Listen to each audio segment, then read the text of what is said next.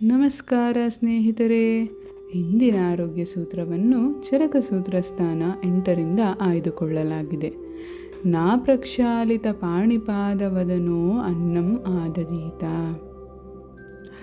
ಶುಚಿತ್ವವೇ ಆರೋಗ್ಯದ ಮಂತ್ರ. ದೈಹಿಕ ಶುಚಿತ್ವವು ನಿಜಕ್ಕೂ ಅತ್ಯಗತ್ಯ.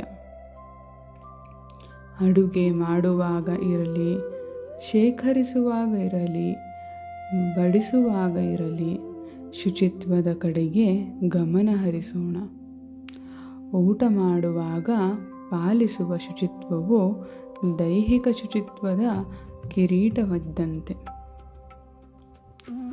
ಊಟ ಮಾಡುವ ಮುನ್ನ ಕೈಗಳನ್ನು ತೊಳೆಯುವುದು ಎಲ್ಲರಿಗೂ ತಿಳಿದಿರುವ ನಿಯಮ. ಊಟ ಮಾಡುವ ಮುನ್ನ ಕಾಲುಗಳನ್ನು ತೊಳೆಯುವುದು ಇದು ಕೂಡ ಅಷ್ಟೇ ಮುಖ್ಯ. ಊಟ ಮಾಡುವ ಮುನ್ನ ಮುಖವನ್ನು ತೊಳೆಯುವುದು ನಮ್ಮನ್ನು ಸ್ವಚ್ಛವಾಗಿ, ತಾಜಾವಾಗಿ ಹಾಗೂ ಸೃಜನಶೀಲವಾಗಿ ಮಾಡುತ್ತದೆ. ಸ್ವಚ್ಛವಾಗಿರೋಣ, ಸ್ವಚ್ಛವಾಗಿ ಉಣ್ಣೋಣ, ಸ್ವಚ್ಛವಾಗಿ ಬದುಕೋಣ. ಸ್ನೇಹಿತರೆ, ನಿಮ್ಮ ಜೀವನ ಶುಚಿಯಾಗಿರಲಿ. ಧನ್ಯವಾದಗಳು. ಈ ಆರೋಗ್ಯದ ಸೂತ್ರ ನಿಮಗಿಷ್ಟವಾದರೆ ದಯವಿಟ್ಟು ಲೈಕ್ ಮಾಡಿ, ಶೇರ್ ಮಾಡಿ ಮತ್ತು ಸಬ್ಸ್ಕ್ರೈಬ್ ಮಾಡಿ.